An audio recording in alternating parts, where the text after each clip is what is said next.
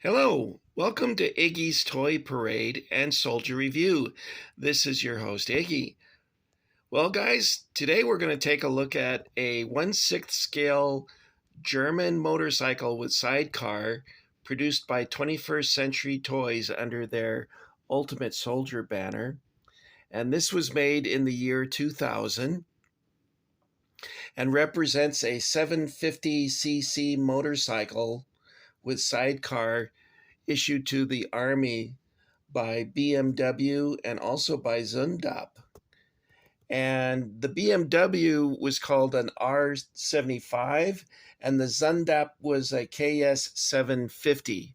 Now, the reason why I mentioned both of them is they were the principal manufacturers of motorcycles for Germany. There was other companies that made some too, but these are the key manufacturers of that day. And I don't know the difference between them. I can't tell by looking at it. I'm guessing this is a BMW R75. But a gearhead out there would probably be able to look at this and instantly recognize it. Uh, I don't know which one it is. I don't have the packaging for the model any longer, so I wouldn't be able to tell from that either. Now, BMW during the war manufactured, I think it was a little over 16,000. It was 16,510 vehicles. And it's either Zundap or Zundap.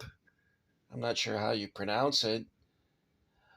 They manufactured a few more, 18,635.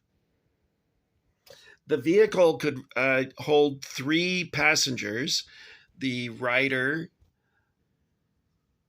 a fella back here would fit into that ring is for him to hold on to, and then of course the guy in the sidecar. What's unusual about this is that it had a reverse gear. I don't know of any motorcycles that have a reverse gear, but this one did. And it featured a Model MG34 Maschinengewehr 34 machine gun.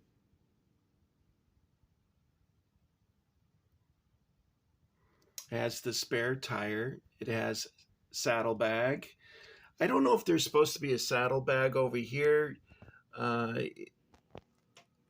It's missing, and it doesn't really have a place to click it on like this one does. So I'm guessing that didn't come with one. I found this one loose, but I figured out that it actually went on here instead of over there because I tried to put it over there and it just wouldn't go. So that was that. You can see here it has the Africa Corps tactical symbol.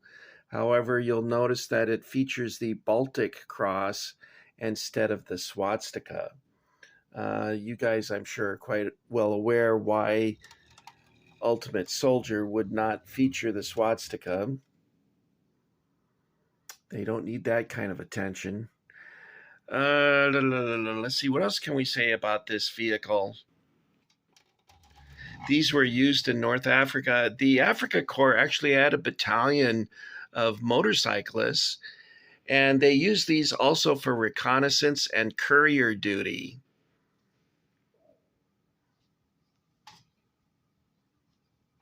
I want to give you a walk around so you can get a view of the motorcycle from all angles. It's pretty cool. I really like this one. During the 1960s, a company called Irwin was licensed by Hasbro to make vehicles for G.I. Joe. And one of the vehicles they came up with was sort of a copper or rust colored, I guess rust would be more appropriate, colored motorcycle with sidecar. And the kids across the street had it, and they had a Japanese rider, and they also had a Japanese soldier for the motorcycle. But instead of a Japanese motorcycle, instead of a Japanese machine gun, it had a what looked like a 30 caliber American machine gun, and they didn't have this opening like this. It just went straight across, and they put a sticker that was a red meatball or rising sun kind of thing, but without the radiant stripes going out from it, just the meatball. This, of course, is much more detailed than that Irwin. In fact, Hasbro lost confidence in Irwin. They were disappointed with what Irwin came up with. And so it was, I guess when the contract was up, they dropped them. And also, Joe also lost favor by the time uh, those vehicles had come out. I think the following year, the sales started to drop on G.I. Joe.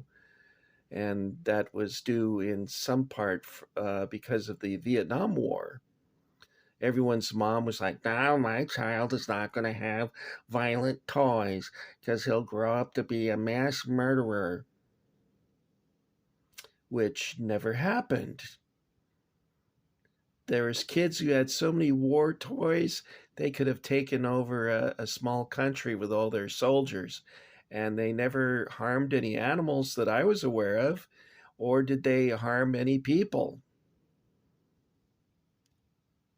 So I'm not sure where this connection between war toys and violent behavior comes from. It's like today's current attitudes about video games influencing people to murder. I don't know if there's a connection there. There might be. I'm not a psychologist, so I couldn't tell you. At any rate, that's a long about explanation for saying that the parents in the late 60s started to take a dim view of toys like that. And so they ended up being taken from the shelves. And G.I. Joe himself was replaced with the adventure team. And parents didn't have any problem with that because it was adventure. Okay, well, that was sort of a sidetrack. I got on this motorcycle and I took off in another direction. So let's get back to this. This was manufactured by Ultimate Soldier, or rather 21st Century Toys, in the year 2000. It's made in China, of course, as are 80% of toys manufactured today. They're all made in China. In fact, Hong Kong is probably the toy shop of the world at this point. Uh, a lot of the action figures that were made after G.I. Joe that were military were made in Hong Kong. I would love to go to Hong Kong to a hobby store and see what they have. That would be great. I imagine I'd have to bring an empty suit, maybe several empty suitcases. And when I went home, they would be choked with stuff.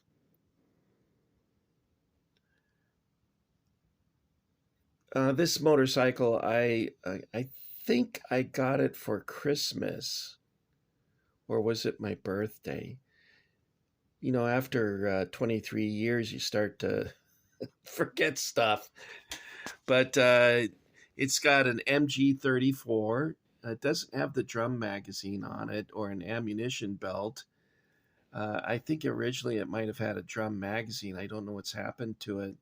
I did have this on display in my bedroom at one time, and I had two figures on it, and I had a figure of General Rommel, and then I had an M41 Africa Corps cap, a one to one scale cap that I wore myself, although I didn't wear it in public because, you know, it probably would have upset somebody.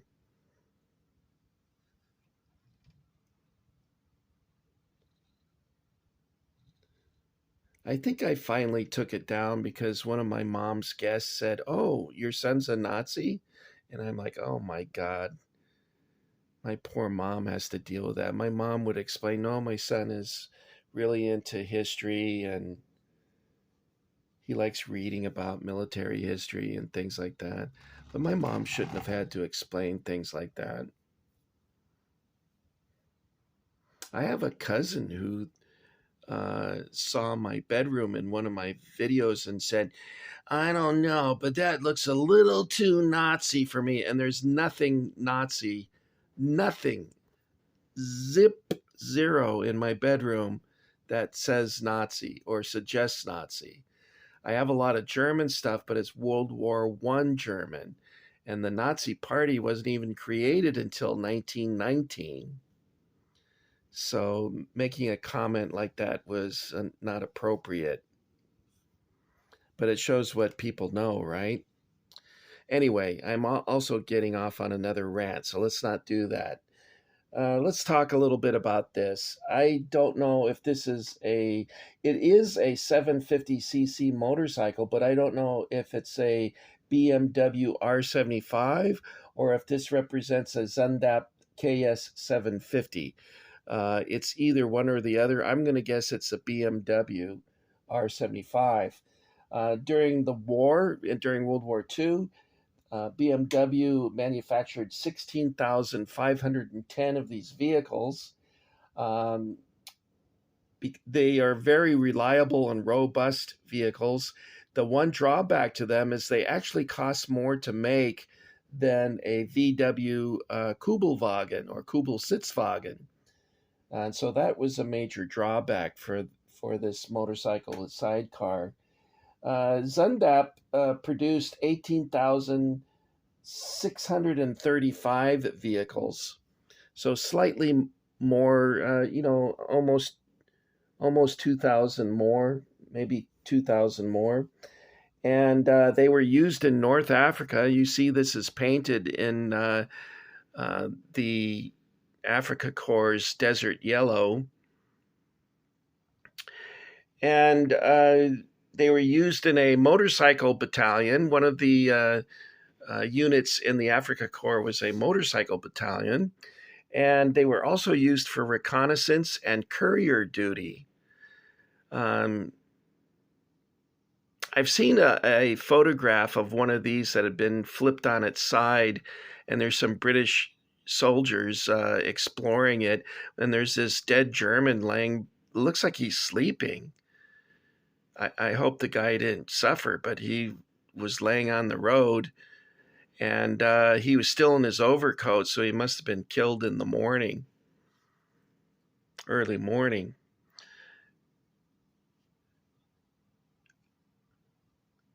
Anyway, this is would be a nice addition to your collection. It looks great on the shelf with the figures on it. It looks even better, and I would recommend this to you. I give this an A plus. 21st Century Toys did a really good job with this, and I like it quite well. I've seen one of these in person at a museum. I think it was in Wetzlar, Germany. And I saw one at a West Coaster toy soldier show, but I think that one was a phony. I think it was a Chinese knockoff, which you can get for like $4,000, $3,000. And it's painted to look like an Africa Corps vehicle, and it has a sidecar. Of course, it does not have the machine gun, but the guy painted the Africa Corps tactical symbol onto his motorcycle. Let's see, where did I show that to you? Here we go, right in the front. And you'll notice it has the Baltic cross instead of the swastika. Although on his, he had the actual swastika. And I always wondered if he got a ticket from having that.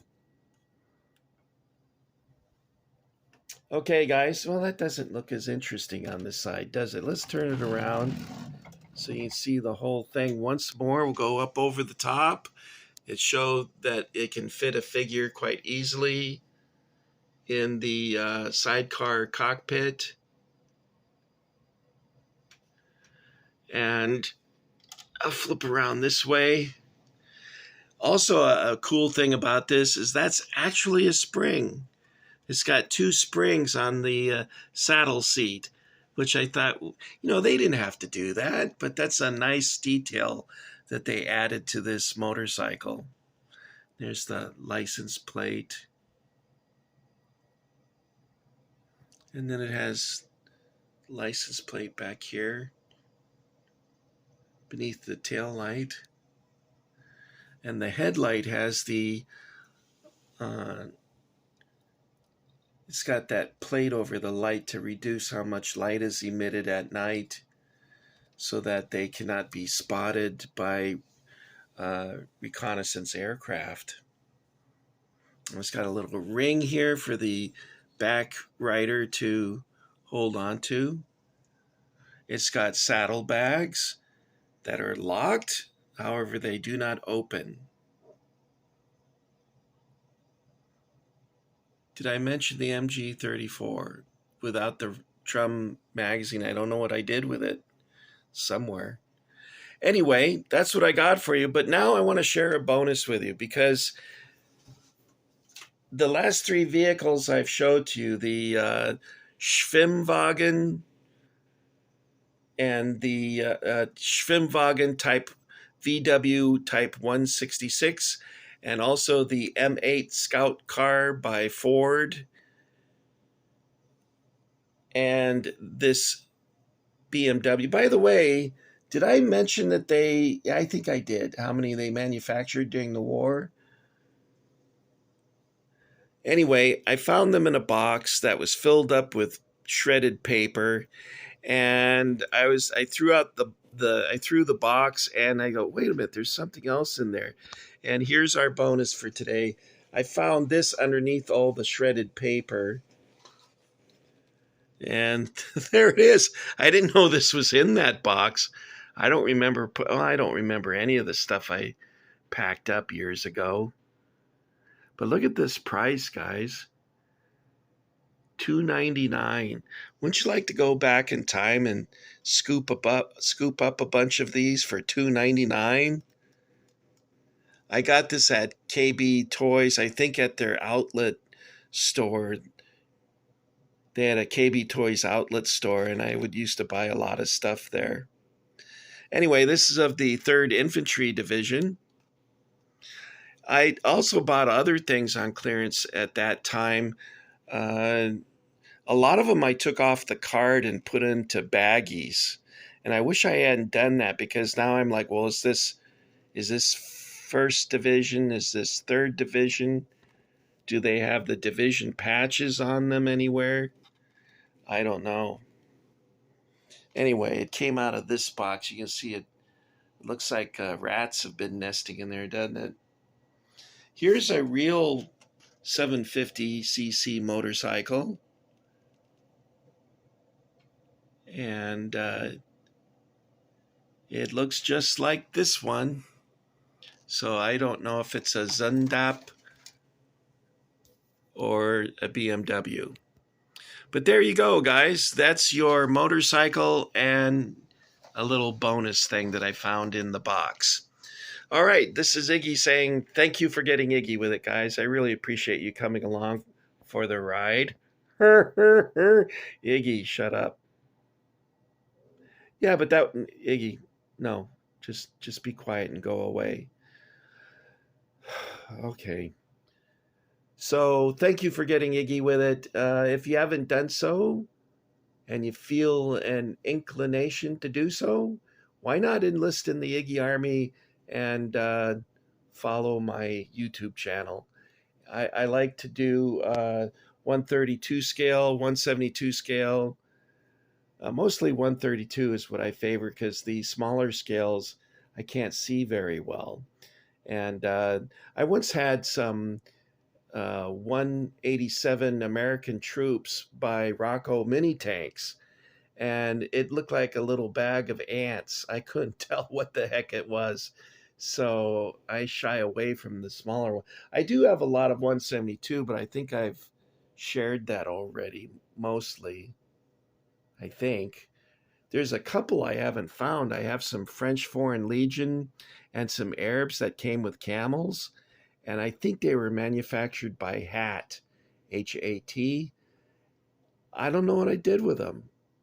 I remember at the time my brother said, I don't think you should put them in that box. You'll forget about them and never find them again. And oh, it'll be fine. You can't tell me anything. He's famous for being stubborn and not listening and regretting it later. I try and be better with listening now than I was. Anyway, I had some friends that were telling me, Iggy, don't spend so much money on these collectibles. I know what I'm doing. Years later, I'm shaking my head, going, what have I done? But now that I've done it, I need to make the best of it. And so I decide that instead of just letting them rot in storage, that I would share them with you. And that's what Iggy's Toy Parade and Soldier Review is all about, is sharing this with you. And maybe a touch of showing off. I will admit that. I think all of us like to show off our collections. And since I don't have a house because of this, I need to do something with it, right? It shouldn't be just rats that get to enjoy it. Although when I was in my storage space last week, wow, did I find a lot of rat poop. And they've been peeing on the boxes and hopefully not on my sofa, but I did find some rat poopy, so they probably peed on that too. Anyway, thank you guys. I will see you again. My next video will probably be of a German castle, although there might be a week break in between this video and that because I have to assemble the castle and it's all in parts in 2 different boxes, and I'm not very good with that kind of thing, and I don't have the instructions. So we'll see how it goes. Okay, guys, should I just abruptly say goodbye?